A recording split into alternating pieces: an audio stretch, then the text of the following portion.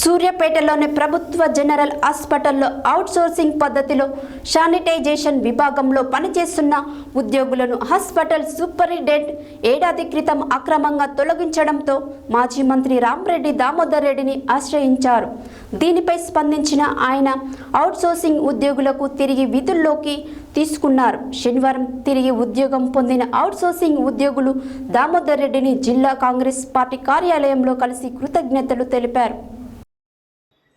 సూర్యాపేటలోని ప్రభుత్వ జనరల్ హాస్పిటల్లో అవుట్సోర్సింగ్ పద్ధతిలో శానిటేషన్ విభాగంలో పనిచేస్తున్న ఉద్యోగులను హాస్పిటల్ సూపరింటెండెంట్ ఏడాది క్రితం అక్రమంగా తొలగించడంతో మాజీ మంత్రి రాంరెడ్డి దామోదర్ రెడ్డిని ఆశ్రయించారు.